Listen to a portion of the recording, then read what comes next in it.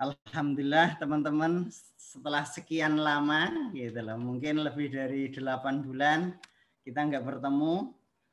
Kalau dulu saya pertimbangannya adalah kuota dari teman-teman gitu loh. Kalau saya sih di rumah ada wifi, di masjid juga ada wifi gitu loh. Saya segan mau pakai Zoom atau Google Meet karena kuotanya terbilang besar. Makanya semester kemarin saya paksakan tetap pakai WA karena semester ini ada larangan jangan pakai WA gitu loh. Boleh pakai Google Meet, Zoom atau e-learning atau media lainnya, tapi Instagram, Facebook sama WA itu tidak diperbolehkan. Maka saya mencoba karena teman-teman juga dapat kuota gratis sebagian, meskipun sebagian juga belum. Saya sendiri juga alhamdulillah belum dapat gitu loh. Pak Bambang sebagai ketua BAU yang ngajukan seluruh fakultas dan kampus itu juga belum dapat gitu loh. Dapatnya malah BLT katanya. Ya udah mungkin dikasih mentahnya kali gitu loh. Nggak dapat kuota, dapat BLT gitu loh ya. Saya juga gitu kali gitu loh ya. Jadi disyukuri aja lah gitu. Oke. Kalau semester kemarin kita belajar tentang ulumul hadis, kemudian semester ini juga ada pelajaran hadis. Ada ya, pelajaran hadis ada? Ada Ustaz. Ada Ustaz. Ada Ustaz. Siapa yang ada ngajar? Ustaz, Bu Bu Nadia. Oke. Nah, kalau ulumul hadis itu berbicara tentang teori kesahihan sanad dan matan serta tingkat kesahihan suatu hadis. Jadi dari sisi teori, mana hadis yang boleh dipakai, mana hadis yang tidak boleh dipakai. Sementara hadis itu adalah mata kuliah yang berbicara tentang usus matan atau isi dari hadis. Nah, studi naskah hadis itu menjembatani di antara dua pelajaran tersebut. Kita belajar, kalau misalnya nanti metodologinya adalah studi naskah hadis, pertama kita akan menentukan tema. Misalnya tema tentang jodoh ideal dalam pandangan hadis Nabi. Nah, temanya sudah ketemu. Kemudian dicari hadisnya, ya. Dicari hadisnya berasal dari mana? Hadis-hadis tentang jodoh ideal. Misalnya ada dalam kitab Sahih Bukhari, kitab Tambihul Ghafilin, kitab Sahih Muslim atau yang lainnya. Itu namanya tahrijul hadis. Mengeluarkan hadis dari tempat aslinya. Harus ada sumber otentik dari mana hadis itu berasal. Sementara ini ada beberapa hadis yang memang tidak tercantum dalam hadis di kitab Induk. Hadis-hadis yang berasal dari kitab misalnya karangan Al-Ghazali, kitab apa Mas? Imam Al-Ghazali karangannya? Ihya Ulumuddin. Ya. Tidak ditemukan hadis di kitab Induk gitu loh. Demikian pula hadis-hadis yang diriwayatkan oleh perawi yang tidak terkenal. Misalnya Ibnu Adi, Ibnu Asir, dan lain-lainnya. Itu ada riwayatnya, ada hadisnya, tapi tidak tercantum dalam kitab-kitab Hindu. Ya, itu harus dimunculkan. Ya, nah, pertama tentukan tema, yang kedua cari hadis dari mana dia berasal. Yang ketiga sebut asbabul wurudnya, asbabul wurud konteks di mana hadis itu muncul. Sebab kalau tidak ada asbabul wurudnya, ada kemungkinan kita salah dalam memahami hadis. Hadisnya maksudnya demikian, tapi kita mengira karena teksnya demikian. Misalnya, hadis tentang Nabi tidak mau memakan daging dob. Ya, Nabi dikasih, beliau tidak mau. Nah, itu kalau tidak dilihat dari asbabul wurudnya, orang bisa mengharamkan daging dob atau biawak gurun. Ya. Nah, di sisi lain misalnya setelah ketemu asbabul wurud, kita dituntut untuk menganalisa isi dari sudut pandang bahasa dan mengaitkan dengan konteks kekinian. Saya berikan contoh misalnya. Hadis tentang agak pelan-pelan Ustaz. Oh Maaf. ya, ya, ya unik. Terlalu kenceng ya, mungkin terlalu semangat kali. Apalagi kalau ada yang nyemangatin gitu. Oke, terlalu cepat ya. Kalau suaranya terlalu kecil juga dibilangin ya. Siap, Ustaz. Oke, hadis tentang hutang misalnya, ya. Hadis tentang hutang itu sering kita dengar, kita temui bahwa Rasul tidak mau mensolatkan orang yang memiliki hutang saat dia sudah meninggal. Ya, ketika ada sahabat meninggal, Rasul bertanya, apakah dia masih punya utang? Sahabat lain menjawab, ya, maka Rasul tidak mau mensolatkan dan dia pergi. Pertanyaannya, apakah Rasul marah kepada orang yang meninggal tersebut yang masih memiliki hutang? Kalau kita lihat dari asbabul wurudnya, maka akan kita pahami pula pemahaman yang lain. Kalau dari teksnya mungkin olah Nabi marah kepada orang yang meninggal tapi masih memiliki hutang. Tapi kalau dilihat dari asbabul wurudnya, Nabi bertanya, kemudian sahabat menjawab, Nabi langsung pergi, itu karena Nabi ingin menegur sahabat-sahabat yang ada di sekitarnya, seolah-olah Nabi berkata demikian. Kamu punya teman, punya sahabat, punya tetangga yang saat hidup dia kekurangan, dia tidak memiliki harta untuk cukup dimakan, sehingga dia berhutang, sampai meninggal hutangnya belum kebayar, selagi hidup kalian masih tidak peduli, sampai meninggal kalian juga tidak mau peduli. Ibaratnya Rasul marah kepada sahabat yang lain yang ada di sekitar itu, yang kaya, tapi mereka belum memiliki empati atau kepedulian kepada sahabat yang meninggal itu. Maka ketika satu riwayat Qatadah atau riwayat lain Abdurrahman bin Auf mengatakan, ya Rasul, aku siap menanggung hutangnya. Maka Rasul kembali dan mensolatkan orang tersebut.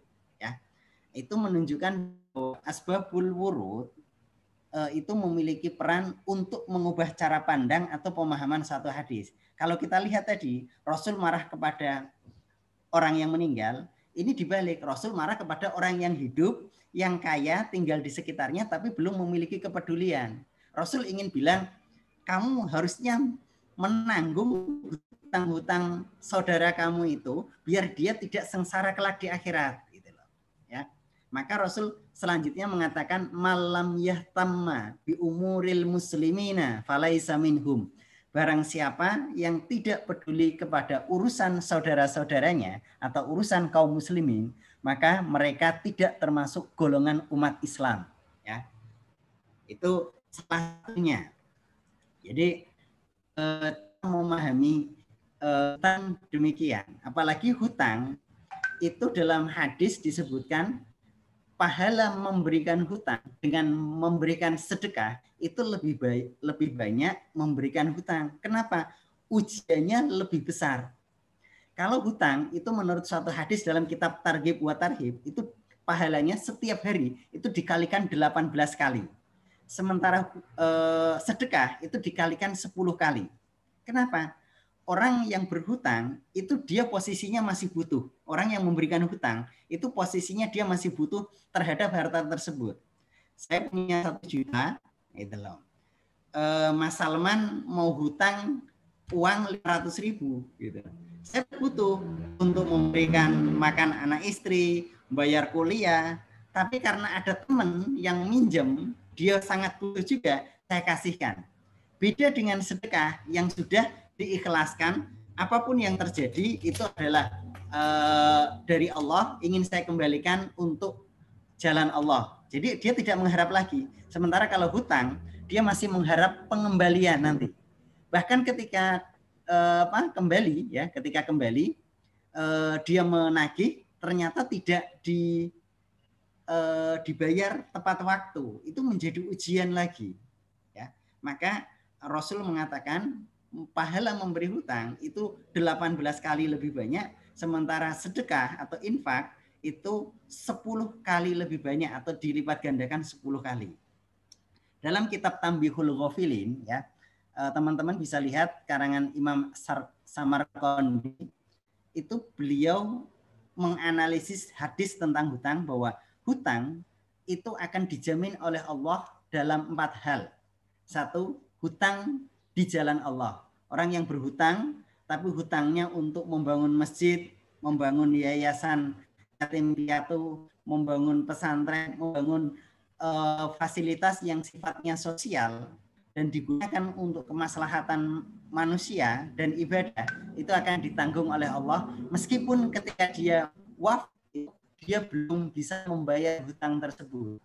Yang kedua, hutangnya seseorang karena menuntut ilmu. Maka teman-teman nggak usah nggak usah malu, nggak usah ragu.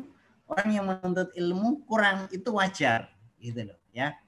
Kalau misalnya sekarang bayarnya baru setengah atau seperempat gitu loh, nggak usah malu ya. Atau kalau memang nggak ada, ya udah bilang saja, Pak saya minta dispensasi. Itu karena dalam agama kita, orang yang berhutang untuk menuntut ilmu itu akan dijamin kebebasannya oleh Allah, tetapi niatnya itu awalnya tetap harus mengembalikan dan membayar ya. Seandainya dia sampai meninggal belum terbayarkan, maka duit Mas gitu loh. Tapi tetap kuliah gitu loh. Semester 1 udah bayar lunas sama uang gedung dan lain-lain 2 jutaan. Semester 2 baru bayar setengah. Ini sudah semester 3 belum bayar sama sekali. Ya suruh kuliah ya kuliah aja. Nanti insya Allah kasih jalan lah gitu loh. Kalau enggak ya dikirim janda yang kaya, yang muda, yang setia, yang baik gitu loh. Misalnya kan kayak gitu. Ya barangkali gitu loh. Enggak usah ragu gitu loh. Bukan mau jadi istri muda, tapi yang mau jadi donatur kan gitu loh Mas. Ya kok ya gitu loh. Jadi enggak usah ragu, enggak usah takut gitu loh. Bayar yang sekarang lagi nunggak SPP-nya, udah pokoknya berdoa saja gitu loh. Usaha, yang penting niatnya itu diluruskan. Usaha dapat janda, Zat.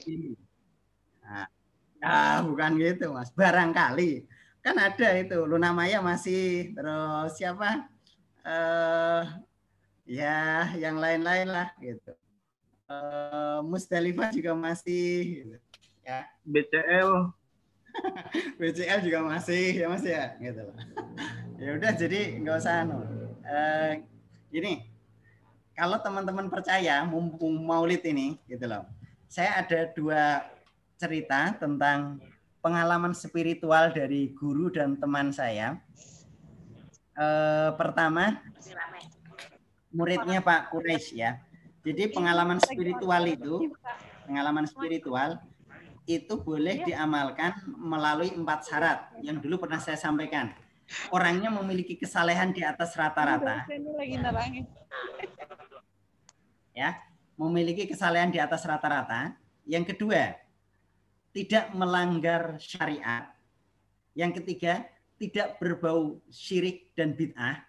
Yang keempat, tidak melakukan praktek komersil. Nah, saya punya guru namanya Pak Dr. Umay M. Jafar Siddiq. Beliau murid Pak Quraisy tapi sudah meninggal sekarang. Beliau itu waktu di pesantrennya itu sering disuruh bantu gurunya, dipanggil. Suatu saat itu dikasih ijazah sholawatnya sholawat haji. Ya, sholawat haji mungkin teman-teman paham bunyinya, kurang lebihnya begini. Allahumma salli ala Muhammad, Allahumma salli ala Sayyidina Muhammad, adadar romli ar-raqiq wal asmi ad-daqiq, salatan tarzuku biha min ahli taufiq, wa tuballighuna biha al-khudura ilal baitil atiq, wa ziyarata qabra nabihi wa Abu Bakrin Siddiq, wa ala alihi wa sahbihi ajma'in, wa sahbihi wa salam.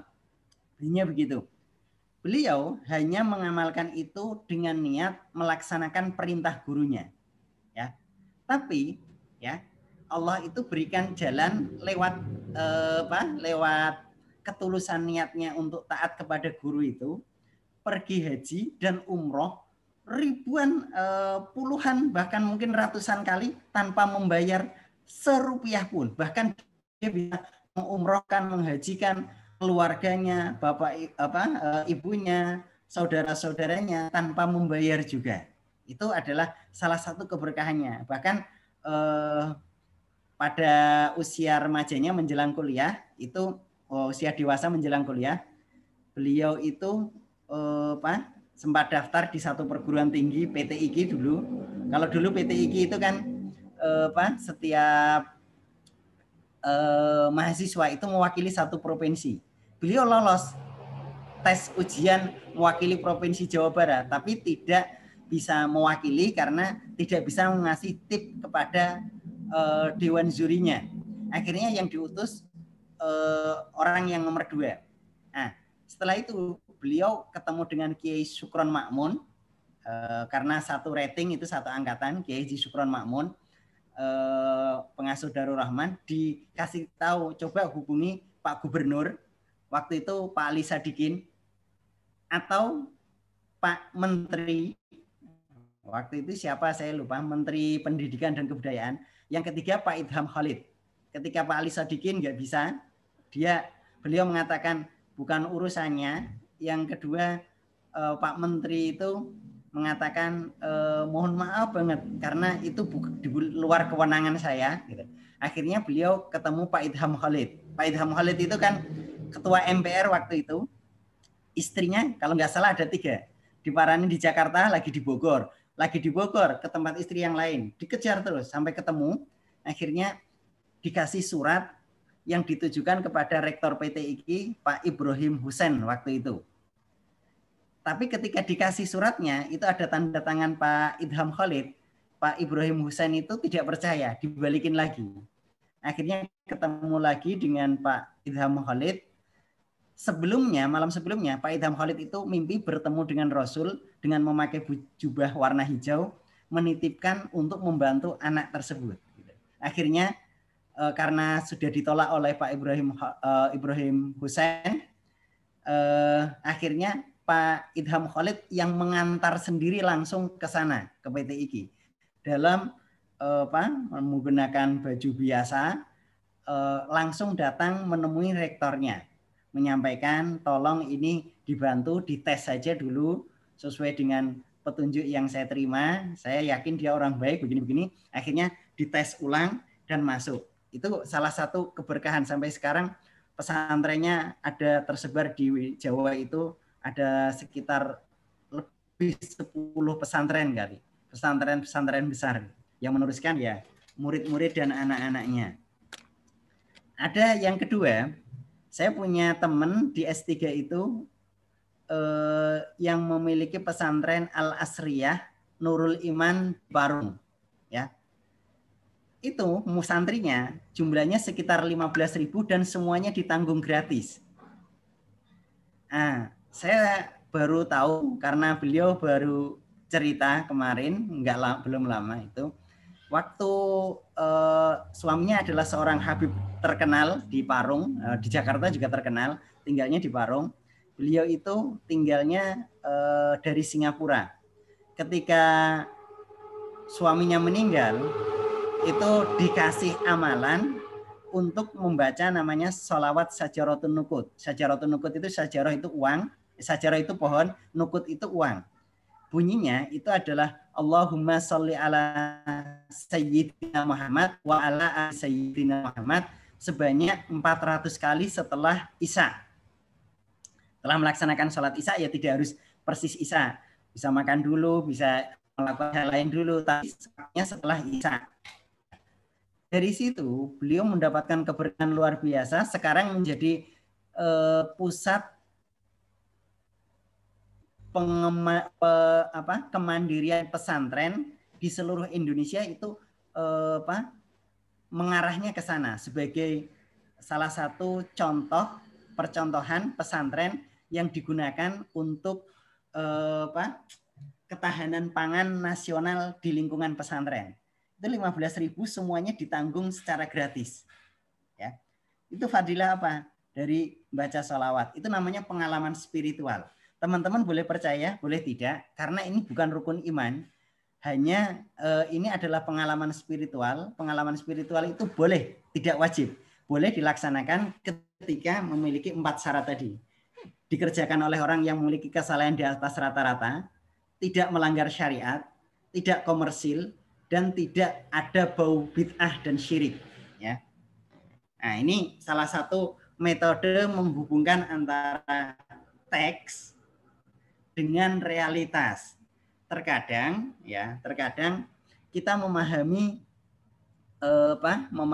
suatu ayat atau suatu hadis itu berdasarkan teksnya saja, tidak berdasarkan konteks atau asbabul wurud atau asbabun nuzulnya. Maka sering terjadi kesalahpahaman. Maka dalam kajian studi naskah hadis kita, kalau ulumul hadis bicara tentang teori hadis, kalau hadis bicara tentang isi atau matan hadis, maka studi naskah hadis itu menggabungkan dan menghubungkan keduanya. Ya, kita akan bicara tahrijul hadis, sumber dari hadis itu. Kita akan bicara sanadnya, kita akan bicara tentang isinya, kita akan bicara asbabul wurudnya. Tapi di saat yang sama kita akan berbicara bagaimana menghubungkan teks hadis dengan realitas kehidupan. Saya contohkan lagi, hadis tentang imatatul adza anit thoriq yang sudah pernah saya sampaikan, menyingkirkan duri dari jalan. Nah, duri itu sesuatu yang menyakitkan, apalagi dia di jalanan yang mengganggu orang lewat. Ya, dalam konteks zaman Nabi, duri itu bisa dipahami sebagai duri yang ada di jalanan yang mengganggu orang berjalan atau menyakiti. Tapi dalam konteks kekinian, duri itu tidak bisa dipahami secara terbatas pada makna tersebut. Maka makna kiasinya, makna besarnya, kontekstualnya, itu adalah sesuatu yang menyebabkan orang merasa terganggu dengan keberadaan hal tersebut. Dia bisa berupa polisi tidur yang dibuat tapi justru sangat mengganggu. Ada polisi tidur, gitu loh. Tapi dia keberadaannya hanya untuk memelankan. Kalau ini ada yang sampai menyakiti, dibikin tinggi, gitu loh. Orang yang lewat itu tersiksa, bahkan jatuh, gitu loh. Ada memang, gitu loh. Teman saya itu malam-malam nggak tahu, gitu loh. Agak kenceng karena ada polisi tidur, itu bukan polisi bangun, gitu. Saya membayangin kalau polisi bangun bagaimana ya, gitu. Polisi tidur jatuh semua, HP-nya lepas, hilang akhirnya, motornya jatuh, dianya juga kena luka-luka, gitu loh. Itu polisi tidur. Kalau polisi bangun, gitu loh ya. Polisi bangun juga ngabisin duit.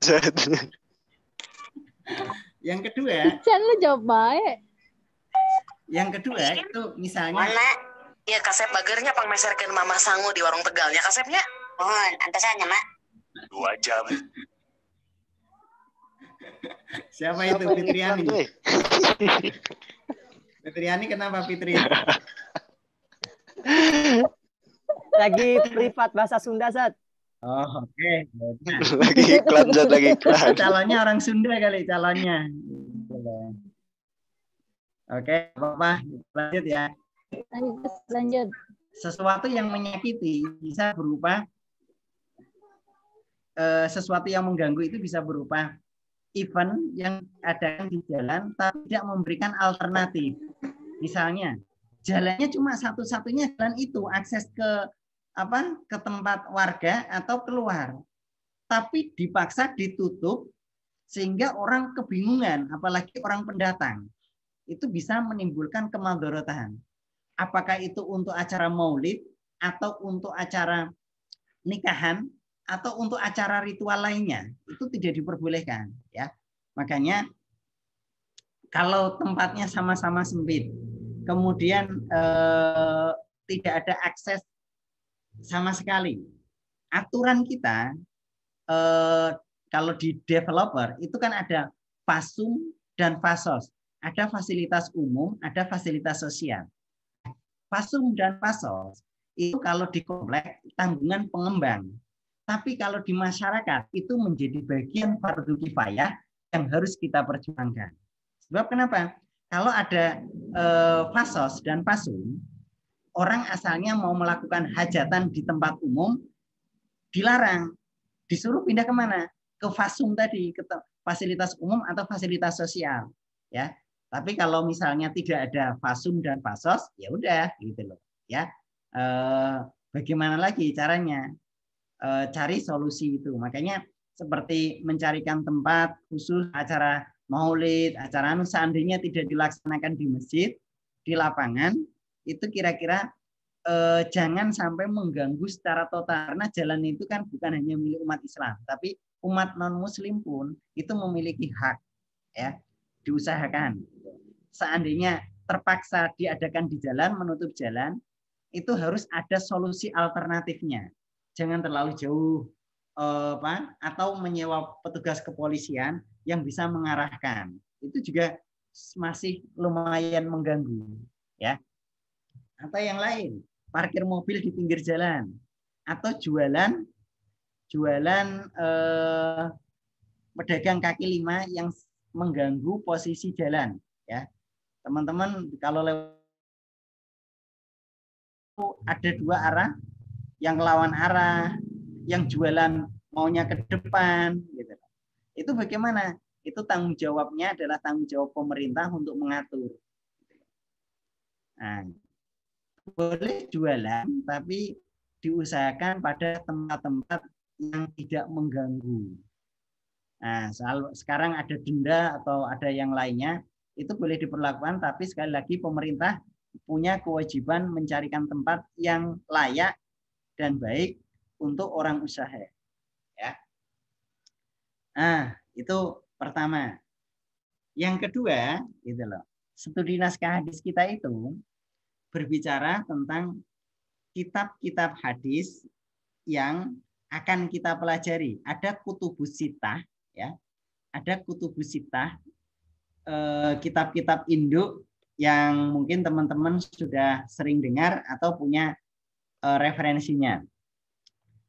Dalam kitab sunan ini, kitab-kitab ini ada beberapa istilah yang teman-teman wajib pahami. Pertama, kitab al-jami, ya, kitab al-jami. Artinya apa? Kitab hadis yang memuat seluruh ajaran-ajaran pokok dalam agama Islam maupun ibadah dan muamalah. Jadi kitab jami itu kitab hadis yang memuat ajaran-ajaran pokok agama, baik ibadah maupun muamalah. Dia bicara tentang sejarah, dia bicara tentang rukun iman, dia bicara tentang fikih, dia bicara tentang akidah dan lainnya. Kitab ini bisa kita temukan pada kitab Sahih Bukhari. Ya, itu kitab jami. Yang kedua, kitab sunan. Ya, kitab sunan. Ada yang tahu mana kitab sunan? Kalau bisa dibantu pengertian kitab sunan. Tentang hukum-hukum kali Ustaz ya? Tentang hadis-hadis. Ya. Tentang suatu hukum fikih gitu kayak Ustaz. Ya. Sunan misalnya Sunan Abu Daud. Nah, kitab hadis yang disusun berdasarkan bab fikih, ya. Jadi bab fikih itu biasanya dimulai dari taharah. Kenapa dimulai dari taharah? Karena agama kita sebelum seseorang beribadah itu mengajarkan untuk menjaga kesucian, ya. Karena menjaga kesucian, ya, maka seseorang sebelum beribadah itu layaknya harusnya itu mensucikan diri baik jiwa maupun raga. Nah, suci dalam agama kita, bersih dalam agama kita itu ada 3. Pertama, nadhofah, bersih dari sisi estetika. Kalau misalnya kita pakai baju seminggu tidak dicuci, kemudian ada warna putih karena keringat dan agak bau, itu buat sholat tetap hukumnya sah. Tapi tidak pantas atau tidak layak. Nah, ya, tidak pantas dan tidak layak. Yang kedua, disebut toharoh, upaya membersihkan diri dari hadas dan najis. Ya, baik melalui istinja, tayamum, wudhu, maupun mandi. Semuanya itu adalah toharoh, membersihkan diri dari hadas dan najis. Yang ketiga itu disebut tazkiyah, membersihkan diri dari dosa dan hal-hal yang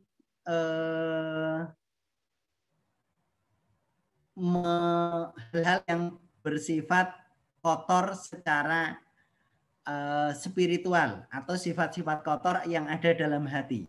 Ya, jadi bersihan itu ada nadhofah, ada toharoh, ada tazkiyah. Ya, itu musnad. Jami' memuat seluruh aspek. Yang kedua sunan itu disusun secara fikih. Ada kitab yang ketiga disebut musnad, musnad Ahmad. Ya, hadis musnad Imam Ahmad ini hadis yang disusun berdasarkan nama-nama dari para sahabat. Kalau kita mau mencari hadis tentang dari Abu Bakar, kita tinggal mencari alif dan ba di kitab tersebut, cari nama Abu Bakar. Demikian pula ketika kita mencari nama hadis yang diriwayatkan oleh Aisyah, kita cukup mencari kata a, ain, dimulai ain, alif, dan hamzah, Aisyah. Semua hadis yang diriwayatkan Aisyah ada di situ. Semua hadis yang diriwayatkan Abu Bakar ada di situ. Ya. Mungkin kalau teman-teman yang dimulai dari huruf A tapi pada matan itu ada misalnya kitab apa ya yang di pesantren itu sering diajari Mukhtarul Ahadits An-Nabawiyah. Itu juga dimulai dengan huruf hijaiyah. Matannya, isinya. Kalau ini musnad itu berdasarkan pada nama-nama sahabat. Ya. Sampai di sini ada pertanyaan? Ya. Ya, ada pertanyaan. Dari ketiga ini, Ustaz, buat contoh ya bagi kita atau saya pribadi sebagai pemula gitu dalam mempelajari ilmu hadis, dari ketiga ini, dari kitab Pejama, terus kemudian Sunan dan Kitabul Musnad, yang direkomendasiin gitu, Ustaz. Untuk saya, maksudnya untuk bagi orang awam gitu, untuk belajar. Jami ya.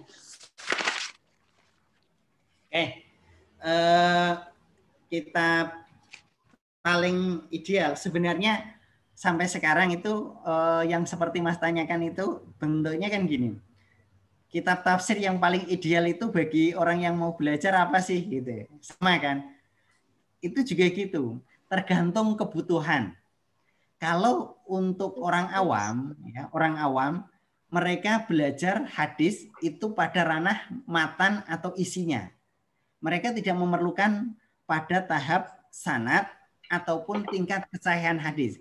Yang penting paham makna dari hadis yang disampaikan oleh Rasul.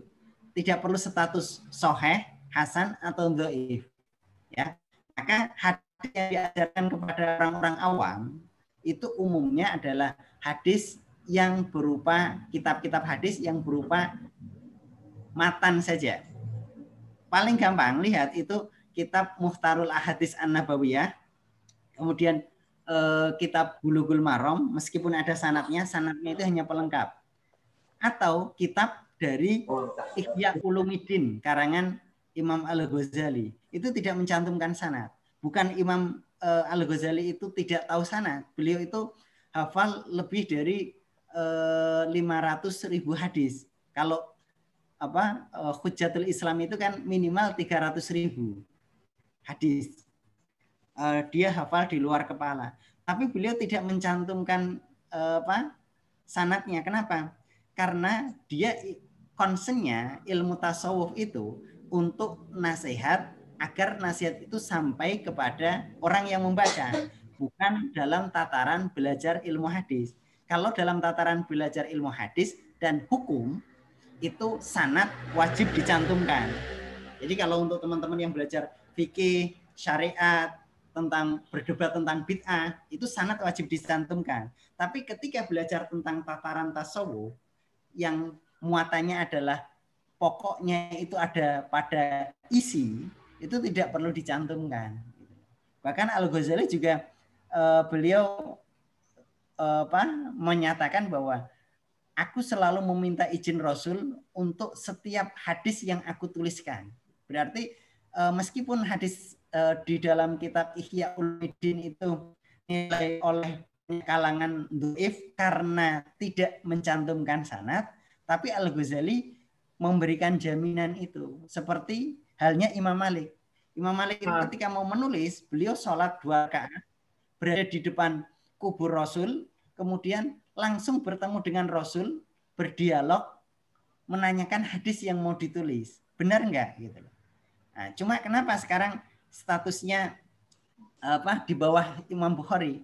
Karena kitab Muwatta ditulis tidak hanya mencantumkan hadis, dia mencantumkan fatwa sahabat, mencantumkan maslahah al-mursalah, dan mencantumkan kebiasaan adat istiadat yang berlaku bagi orang-orang yang ada di Madinah.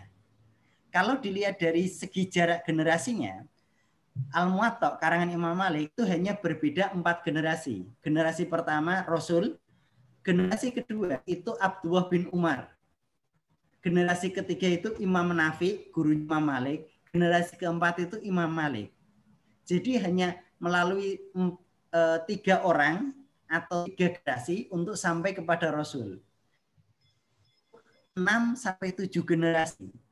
Dari sisi itunya, para ulama madhab itu memiliki kualifikasi keilmuan, ya, kualifikasi keilmuan lebih sahih hadis yang mereka pegang daripada, sekali lagi, Imam Syafi'i kenapa beliau tidak mau mengarang atau menulis kitab hadis? Imam Abu Hanifah juga gitu, karena mereka melihat bahwa umat itu lebih membutuhkan penjelasan rincian hukum dari Quran dan hadis melalui ijtihad fikih, ya. Imam Ahmad itu beliau lebih terkenal sebagai imam mazhab daripada imam ahlul hadis. Beliau hafalnya itu lebih dari 1 juta hadis. Sementara yang dicantumkan dalam kitab Musnad Ahmad itu hanya sekitar 26.000 hadis. Sisanya hilang bersama wafatnya Imam Ahmad.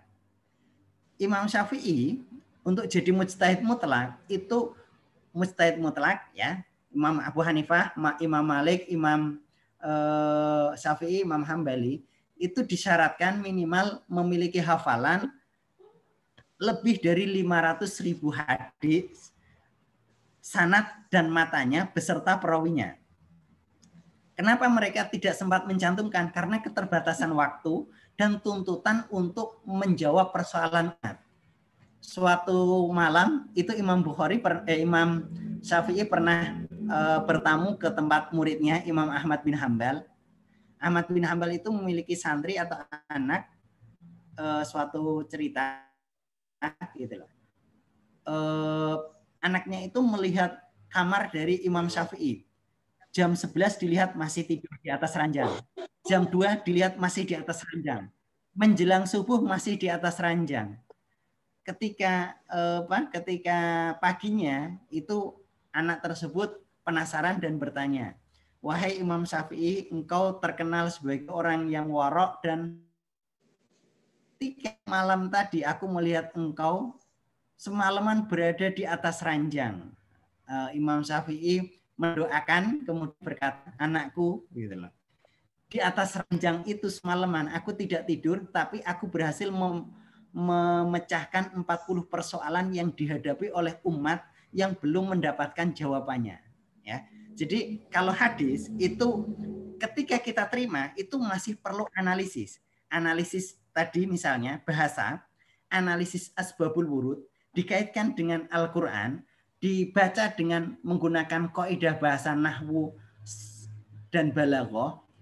Habis itu ditimbang dengan masalah mursalah atau lainnya baru menjadi satu hukum yang bisa dipakai. Tapi kalau fikih, gitu, kalau fikih itu langsung bisa diamalkan. Itu kenapa para ulama imam madhab itu lebih mengedepankan menjadi seorang ahli fikih atau mujtahid mutlak dibanding ahli hadis, meskipun mereka pakar dalam hadis juga. Nanti teman-teman akan mendapat pertanyaan, kenapa imam madhab itu tidak memakai hadis Bukhari dan Muslim? Karena mereka itu adalah guru-guru dari Imam Bukhari, Muslim, dan lainnya. Gitu loh. Lahirnya duluan mereka. Misalnya, Imam Abu Hanifah itu lahir 80 Hijriah. Imam Syafi'i, Imam Bukhari itu lahir tahun kalau nggak salah 202 Hijriah. Kan jauh kan. Imam Syafi'i lahir 150 Hijriah. Ya. Kemudian Imam Bukhari, Imam At-Tirmidzi itu sekitar tahun 202. Gitu. Ada yang 202, 208, semuanya pada awal abad ketiga. Ya. Itu imam ahli hadis yang lain. Maka secara kedekatan dengan Rasul, generasi para imam ini lebih dekat daripada imam-imam ahli hadis. Itu yang saya sampaikan kira-kira begitu. Yang terakhir ini karena sudah hampir setengah 10, kasihan ada pengantin baru kan di kelas kita. Siap.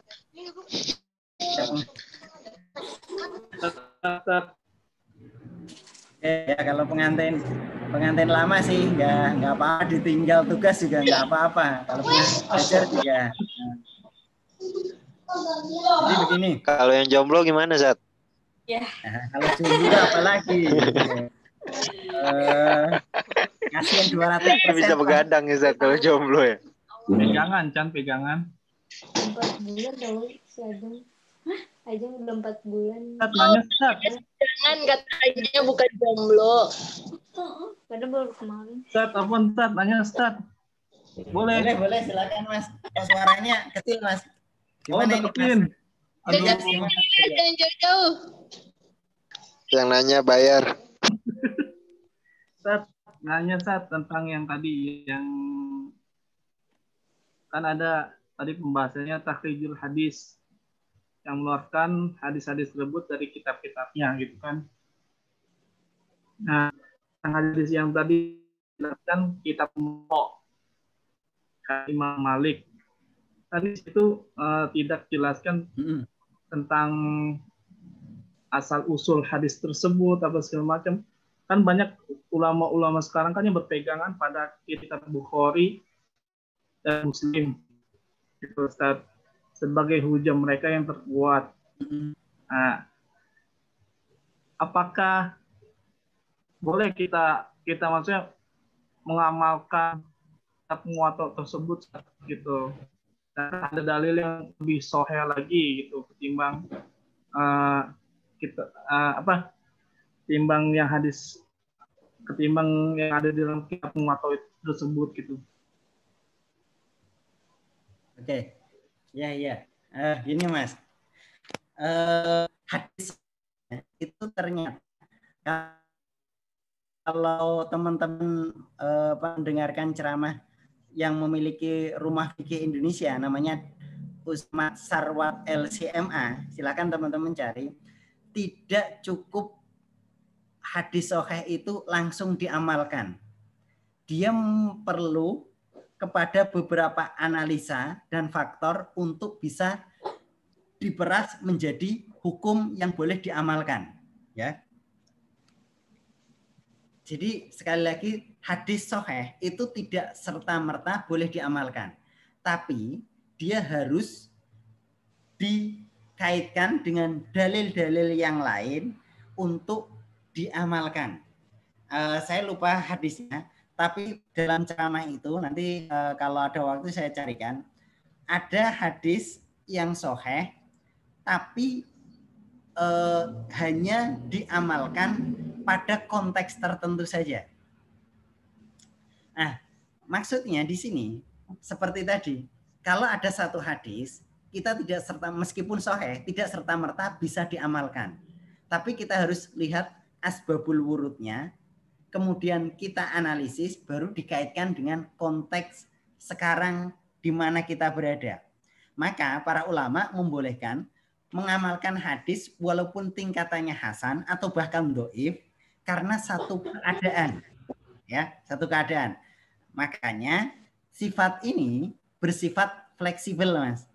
Jadi kalau orang-orang salafi harus sahih, tapi kebanyakan mayoritas para ulama itu mengatakan hadis seandainya pada keadaan tertentu itu diperbolehkan menggunakan hadis hasan atau hadis dhaif karena satu kemaslahatan tertentu, ya. Nanti contohnya itu bisa saya sampaikan share ceramah dari Ustadz Ahmad Sarwat LCMA itu, Mas. Saya belum begitu paham hadisnya, takut menyebutnya salah gitu loh. Kalau Masnya mau mengamalkan tentang kitab Al-Muwatta, jika itu sesuai dengan hadis dan realitas yang ada, itu diperbolehkan. Yang paling gampang itu dalam hal khilafiyah, Mas. Kalau Masnya meyakini kunut itu adalah hadis yang tidak sahih, ya, tidak sahih, maka ada yang memahami kunut itu dari sudut pandang yang lain, gitu loh. Sudut pandang bukan sahih tapi hasan. Karena hadisnya hasan itu boleh diamalkan meskipun dia bertentangan dengan hadis yang sahih. Kunut itu, ya, kunut itu pernah dilakukan sekali, misalnya oleh Rasul. Imam Syafi'i ketika ditanya oleh murid Imam Malik, beliau mengatakan apa yang dilakukan oleh Rasul meskipun hanya sekali itu bisa menjadi dasar berulang-ulang ketika dikaitkan dengan konteks masyarakat dan pemahaman yang ada. Maka kalau misalnya di kita sebagian pakai kunut, sebagian enggak, gitu loh. Kita harus lihat kemaslahatannya. Kita yakin dalil kunut itu misalnya lemah atau bahkan paling hasan. Yang sahih itu yang enggak ada kunut misalnya. Tetapi kondisi masyarakat di sana di masjid, satu masjid itu mereka sudah terbiasa memakai kunut dari kecilnya, gitu loh. Kalau kita memaksakan tidak pakai kunut, itu mungkin habis sholat jamaah akan sholat lagi. Itu menimbulkan satu konflik, ya. Maka dalam hal khilafiyah seperti ini, para ulama sepakat diperbolehkan mengamalkan hadis yang meskipun dia memiliki riwayat tidak paling kuat, tidak paling kuat atau tidak paling sahih di antara hadis yang lain. Itu contoh paling realitas dalam kehidupan. Ya, kira-kira gitu, Mas, ya. Ada pertanyaan dulu enggak? Oke, Ustaz. Ada yang lain? Mas Chandra atau Mbak Siska, ada yang mau disampaikan? Saya masih single kalau sekarang, kalau nanti ya sudah, kalau di rumah nggak single lagi. Dari dulu single, Sat. Ya, kalau ngajar single. Ini Chandra jawab dulu nih, Ustaz. Tanya Chandra, Ustaz.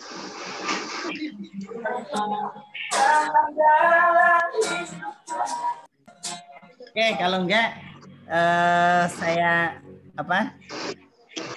kasih closing statement penutup gini.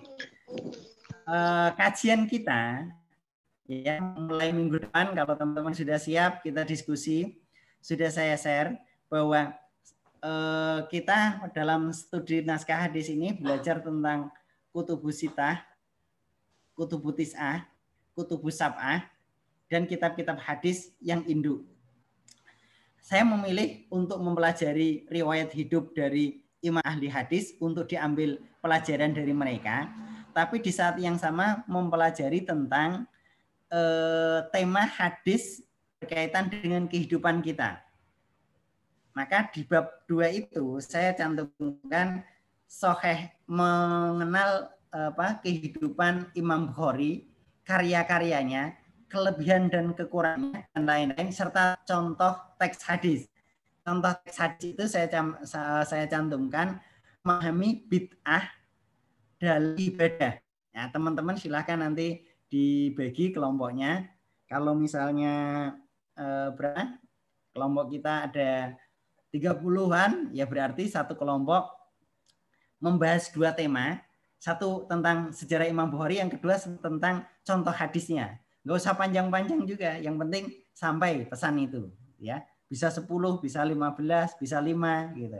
Yang penting pesannya sampai. Jadi satu kelompok membahas 2 tema, tapi makalahnya tetap jadiin satu saja, di-share ke teman-teman. Misalnya kelompok besok tentang Al-Bukhari, sejarah Imam Bukhari, karya-karyanya, kelebihan dan kekurangannya, serta contoh teks hadis. Contoh teks hadis itu saya cantumkan dengan memahami bid'ah dalam ibadah. Nanti kalau teman-teman nggak kurang sreg dengan judul itu, bisa kita ganti. Misalnya, wah saya milih ini jodoh idaman dalam hadis itu misal, ya udah silahkan aja gitu, nggak apa-apa gitu ya. Nah, selain khilafiyah, saya mencantumkan tema-tema yang berkaitan dengan kehidupan sosial, menuntut ilmu, hijrah, gitu, kepemimpinan wanita, kemudian cara mencari teman yang baik dan lain-lain ya. Itu kira-kira yang bisa saya sampaikan. Ada pertanyaan nggak sampai sini? Ustadz, ini makalah aja apa boleh? Ini pakai PowerPoint apa boleh makalah aja? Dua-duanya. Sebaiknya makalah sama PowerPoint sebaiknya. Sebaiknya yang tidak memberatkan, Ustaz. Sebaiknya. Di pasar. Kan kita bicara antara realitas dan teks gitu.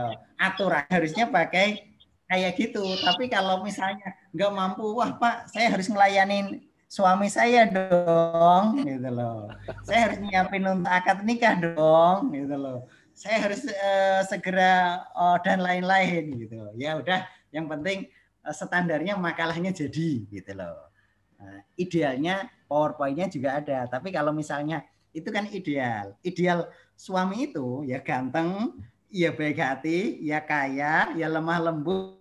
Nah, gitu. Itu ideal. Tapi realitasnya misalnya wajahnya pas-pasan, dompetnya juga tipis-tipisan. Yang penting kan baik hati, sama sayang kan gitu loh. Itu kan ada standar minimal lulus, ada standar maksimal lulus. Minimal lulus itu ya C, maksimal lulus ya A plus atau A semuanya gitu. Oke, ada pertanyaan lagi? Mau pulang, Bu? Iya, Ustadz. Oke. Nunggu selesai. Oke. Ya udah, hati-hati ya. Membebankan mahasiswa. Saya izin duluan, Ustadz. Pamit. Ya, silakan. Udah, kita juga sudah mau silakan. Gak apa-apa, pulang duluan, Bu. Oh, udah jam segini kok. Ada pertanyaan lagi? Mbak Monik atau Mas itu? Saya mau tanya. Ya, silakan.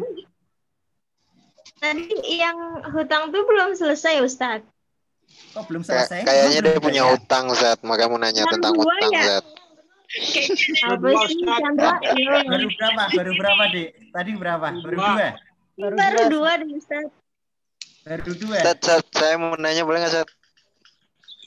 Sebentar, Mas. Baru 2. Benar, Bacan. Hah? Kenapa? Baru berapa? Baru 2, Sat. Oh, baru 2. Ya. Ya, tadi yang menuntut ilmu terakhir. Oh, saya lanjutkan ya. Pertama, orang yang berhutang untuk jihad di jalan Allah. Yang kedua, yang menuntut ilmu. Yang ketiga, itu seorang anak muda yang ingin menjaga dirinya khawatir terjerembab ke dalam dosa besar, dia berhutang untuk menikah. Ya, jadi teman-teman kalau nggak punya duit mau nikah, jangan khawatir. Allah akan memberikan jaminan. Bahkan dalam satu ayat kan, iyakunu fuqara'a yughnihumullahu kan. Jadi kalau misalnya kita nggak kekurangan, nggak punya duit, bahkan maharnya pun harus hutang, nggak apa-apa. Yang penting wanitanya itu ikhlas gitu loh. Kalau wanita itu kan sebaik-baiknya wanita yang paling sedikit maharnya. Laki-laki sebaik-baiknya laki-laki itu yang paling banyak maharnya. Maka dalam tengahnya Wanita harus mengatakan begini, apa mahar yang kau minta, Dek? Aku hanya minta sesuatu yang tidak memberatkanmu, tapi tidak merendahkan aku, gitu ya. Ingat ya Siska ya, Monik ya, tidak memberatkanmu. Oke. Tapi tidak merendahkan aku. Nah, misalnya kasih sandal jepit kan ya agak merendahkan gitu loh. Kalau yang tidak memberatkan ya HP Note 9 ya, Pak Galaxy gitulah gitu loh. Yang kira-kira itu. Tapi yang bisa tahan lama ya mungkin emas setengah on lah gitu loh ya. Jadi tidak memberatkan, tidak memberatkan sang calon suami, tapi juga tidak merendahkan sang calon istri. Itu jalan tengah terbaik. Karena prinsipnya idealnya laki-laki memberikan yang paling bagus, yang dia punya yang paling berharga. Punya pesawat kasihkan pesawat, punya mobil Pajero kasihkan, panas jobo jero kan Pajero itu kan, gitu loh. Kasihkan gitu loh. Punya Fortuner kasihkan Fortuner, kasihkan punya apapun gitu loh, kasih gitu loh. Deposito ya jangan angkat mesin ATM-nya, cukup kasih itu bilietnya lah gitu loh ya. Kasihkan yang terbaik, itu idealnya. Tapi kalau ideal nggak sampai, ada standar minimal. Standar minimal itu tidak memberatkan bagi laki-laki dan tidak merendahkan bagi perempuan. Itu standar minimal ya. Jadi nanti kalau misalnya Monik mau dilamar, kemudian minta apa, jawabannya kayak gitu. Yang tidak memberatkanmu Mas, tapi tidak merendahkan aku. Apa ya kira-kira ya? Ya udah baju pengantin lah misalnya gitu ya. Jadi kalau misalnya mau nikah, maharnya dihutang boleh nggak? Boleh. Asal ketika kita berhutang, niat kita membayar sampai Allah wafatkan kita belum memiliki kemampuan, yaitu akan insya Allah maafkan. Tapi kalau niat dari awalnya sudah tidak mau membayar, niatnya buruk, ya itu beda lagi. Yang keempat, Ustaz, gimana Mas? Tadi kan Ustaz bilang kalau perempuan sabar dong Bang Ilyas, gue aja belum dijawab. Perempuan gimana perempuan? Kan meminta maharnya dengan yang mudah-mudah saja kan Ustaz, yang tidak memberatkan. Nah, kadang-kadang kan sebagai seorang lelaki nih kan, Ustaz, kita kan kadang-kadang nih, mohon maaf yang ibu-ibu ya, yang perempuan, kadang-kadang kan pikiran kita tuh kadang-kadang takut ya gitu, maksudnya kita kan takut kalau jangan takut Mas, maju aja. Bukan masalah takut ya Ustaz, maksudnya takut bahwa nanti ke depannya gimana ya gitu kan. Depannya kadang-kadang kan selalu ada bayangan-bayangan seperti itu Ustaz gitu. Nah, maksudnya kan apakah emang itu realitas Ustaz gitu kan? Apa itu hanya bisikan-bisikan yang halusinasi, tapi kita itu sebagai maksudnya laki-laki yang akan meminang perempuan itu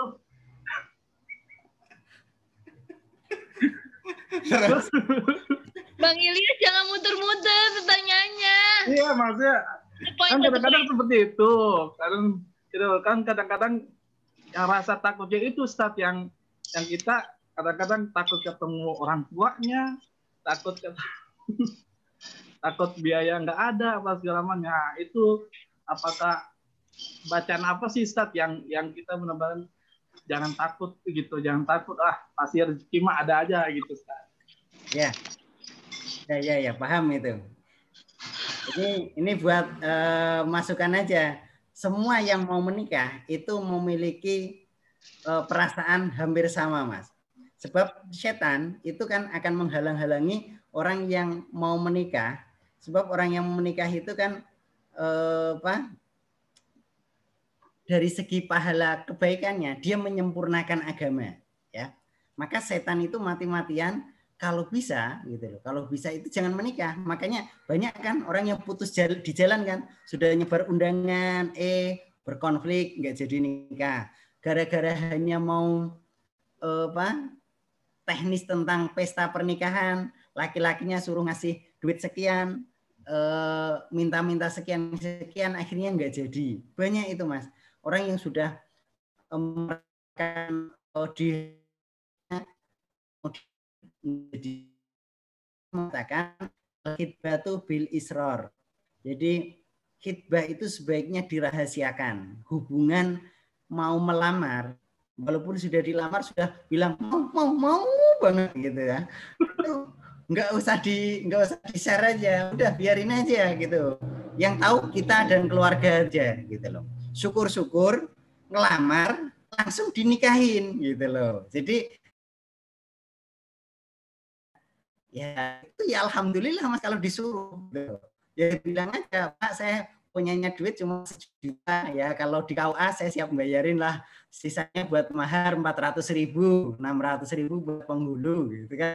Udah kalau siap besok langsung kita nikah kan gitu. Kalau itu kan alhamdulillah. Nah, soal bisikan nanti makan apa, nanti kalau sudah nikah di mana, itu adalah bisikan-bisikan setan yang mungkin agar dan semakin takut. Kalau Siska lulus SMA di nama orang, mungkin akan jawab mau. Tapi kalau lulusnya sudah lulus S1, dia akan melihat saya sudah dalam saya apa gitu loh. S1, S2 atau S3 gitu. Nah, ketiga itu pertimbangannya lebih besar lagi dan itu akan terus menggambar gitu ya.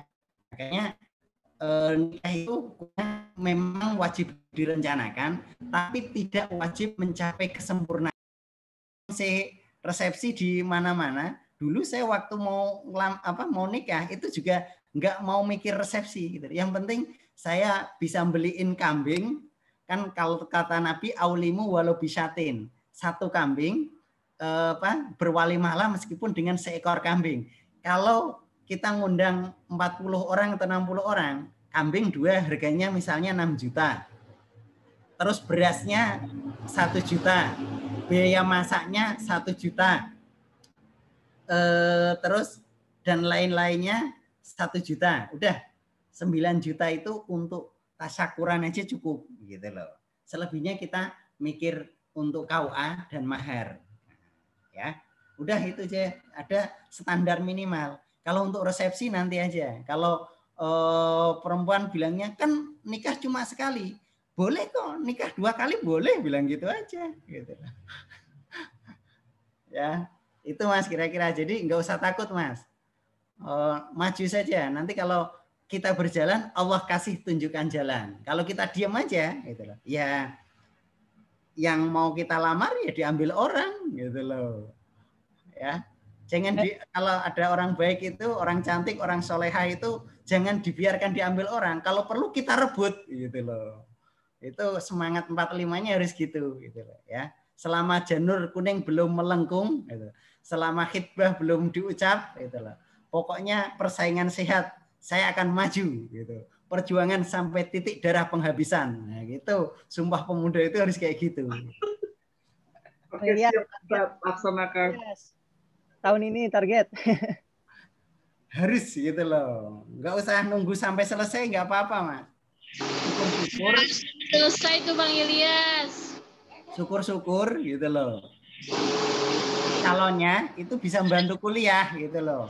Mau udah kamu kuliah aja nggak apa-apa, aku biayain. Nanti setelah S1 kamu kuliah lagi S2 nggak apa-apa, aku bayarin gitu loh. Sampai S3 aku bayarin sampai S3 gitu loh. Misalnya kayak gitu. Ustaz, saya mau nanya dong, Ustaz. Gimana Mas Chandra? Jadi gini, Ustaz. Misalnya nih, Ustaz, ada orang punya utang. Curhat apa realitas ini? Ya, bukan curhat sih, Ustaz. Kebanyakan gitu. Bukan kebanyakan sih, kebanyakan nonton film guys, Ustaz. Oke. Jadi kalau orang dipaksa nikah gara-gara punya utang tuh gimana, Ustaz?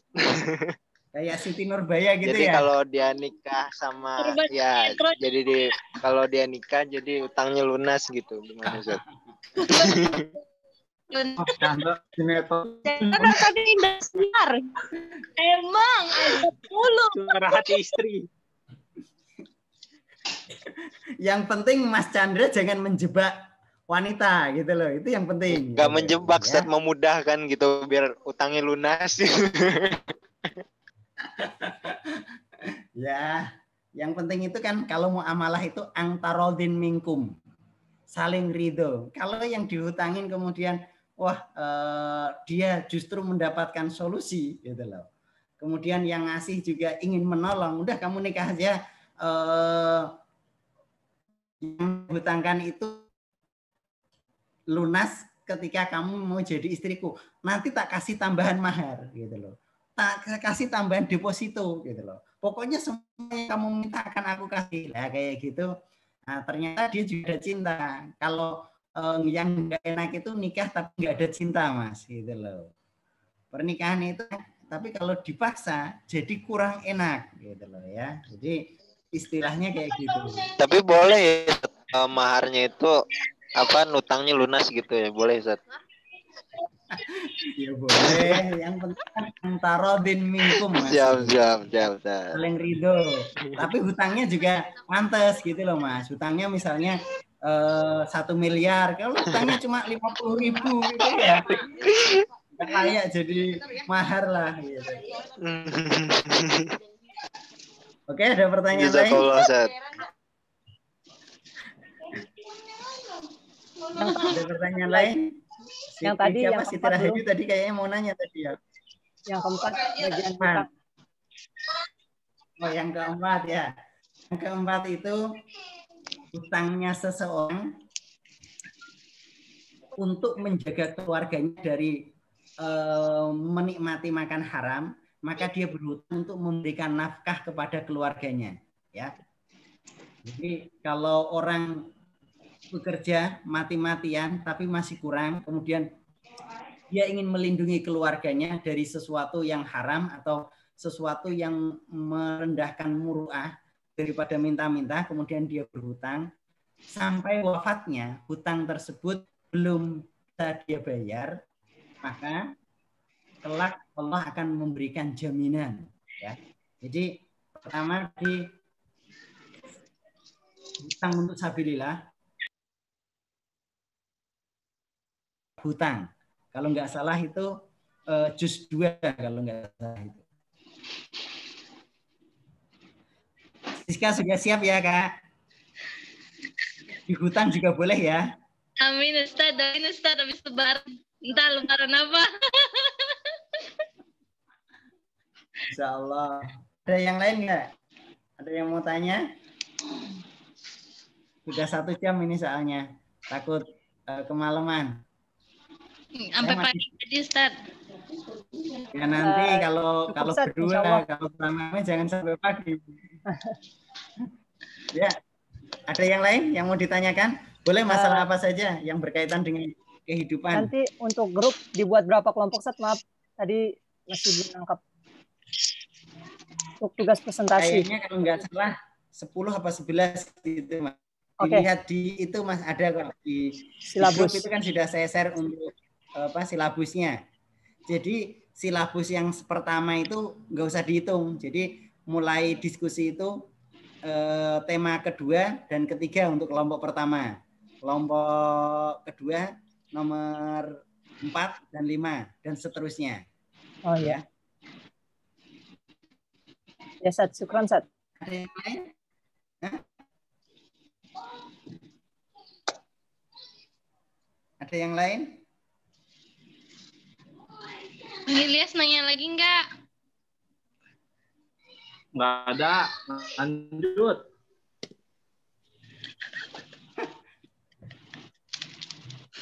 Udah dapet jawabannya, Siska. Yes, besok langsung direncanain. Siska siap-siap ya. Apa sih Monik tuh kan? Gak jelas. Tahu di depan rumah. Siapin aja kalau nggak siap ya. Nah, kadang persiapan itu harus dipaksa gitu ya. Ya, tidak harus siap 100%, yang penting sudah siap ya. Jadi perencanaan itu tidak harus sempurna, yang penting kita berusaha. Ya, mencari pasangan juga tidak harus sempurna. Yang penting kita berusaha memperbaiki diri dan menyempurnakan pasangan kita. Ya, kurang-kurang dikit nggak apa-apalah gitu loh. Hanya 10 nilainya 7 bisa 8 itu juga bagus gitu loh. Kalau yang nilainya 10 nanti di surga gitu ya. Hanya Ustaz yang tadi tentang kekurangan Ustaz. Ya. Maksudnya kalau si calon istrinya itu punya suatu penyakit apa segala macam gitu kan, pada saat kita di hitbah si wanitanya tersebut, apakah boleh kita tinggalkan, Ustaz? Sih banget sih. Allah. Gimana Mas itu maksudnya? Enggak, maksudnya kan dia nggak ngaku nih, Ustaz.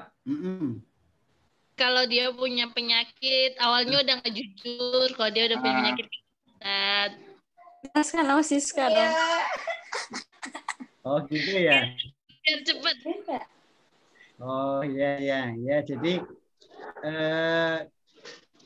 bukan, bahkan memperbolehkannya ya. Misalnya gini, laki-laki dan perempuan menikah tapi tidak jujur, ternyata laki-lakinya impoten gitu loh. Astagfirullah. Misalnya ada juga penyakit perempuan nanti, jadi mohon maaf, di kemaluan wanita itu ada tulang atau daging yang di persetubuhan. Itu juga ketika ditemukan itu dan tidak jujur di depan, itu boleh laki-laki itu membatalkan pernikahan. Itu sudah akad nikah gitu loh. Ya. Wanita juga bisa. Kalau wanita menuntut kan namanya khulu. Tapi pembatalan dari pihak perempuan itu bisa kalau ditemukan satu penyakit yang tidak diketahui sebelumnya yang berakibat fatal. Ya, seperti tadi, impotensi. Kalau wanita itu ada satu penyakit yang tadi terhalang karena tulang atau karena daging yang menutupi bagian vagina. Gitu. Nah itu diperbolehkan. Teman-teman silahkan merujuk pada kitab Fathul Qorib, itu di situ sudah dibahas itu hal-hal yang seperti itu. Nah kalau misalnya dia nggak jujur di awal, ya udah gitu loh. Kita juga nggak jujur di awal juga nggak apa-apa gitu. Cuma derajat kita sama dengan dia gitu loh. Memperlakukan orang lain sama dengan perlakuan orang lain kepada kita itu namanya akhlak hasanah. Tapi memperlakukan orang lain lebih baik dari perlakuan terhadap diri kita itu disebut akhlak karimah. Orang lain ngasih kita hadiah yang nilainya 100.000, kemudian kita kasih dia hadiah yang nilainya 300.000 atau 1 juta, itu terus akhlak karimah. Tapi ada akhlak azimah, memperlakukan orang lain bukan hanya lebih baik tapi terbaik. Itu namanya akhlak azimah. Wa innaka la'ala khuluqin azim, itu kayak gitu. Jadi kita boleh membalas keburukan orang dengan balasan yang sama. Tapi menurut sebagian ulama tafsir, itu tidak mungkin. Kita dipukul, kemudian kita membalas memukul, tapi pukulannya sama. Biasanya lebih keras, karena kita marah. Gitu loh. Makanya dianjurkan untuk berbuat lebih baik. Ya kita biarkan aja, kita maafkan, kita tidak bereaksi. Ada yang tidak hanya memaafkan, kita doakan, kita kasih hadiah. Seperti Rasul ketika dilempari kotoran onta. Beliau dilemparin tidak marah, beliau memaafkan, bahkan ketika sakit ditengok dan dikasih barang-barang bawaan didoakan. Itu memperlakukan orang lain bukan hanya lebih baik dari perlakuan terhadap kita, tapi memperlakukan orang lain terbaik atau paling baik yang bisa kita lakukan. Itu namanya ihsan dalam rukun agama kita atau akhlak azimah. Ya. Jadi jangan khawatir Mas gitu loh. Insya Allah sama-sama terbuka gitu loh, sama-sama mencari solusi dari masalah gitu. Kalau mau nikah itu ya pokoknya kita sama-sama niatnya ibadah gitu loh. Makanya harus disegerakan. Kalau nggak disegerakan itu godaannya besar gitu ya. Kalau pacaran Ustadz, ya. Saya mau tanya. Ya. Misalkan kita kan dijahati ya, terus kita berlaku baik, kita malah dimanfaatkan gimana Ustadz? Jadinya tuh disuruh-suruh terus dia tuh minta tolong terus, kitanya mau terus gitu, jadi malah dimanfaatkan gimana Ustadz? Ya, jadi seandainya kita memaafkan orang lain gitu loh, maafkan orang lain, misalnya diputusin pacar, dia selingkuh gitu loh. Kemudian misalnya kayak kasusnya kayak gitu ya Dik ya. Misalnya dia selingkuh, kemudian kita maafkan, ternyata dia makin menjadi-jadi gitu. Ada cara menghadapi orang-orang seperti itu gitu loh. Kalau misalnya ya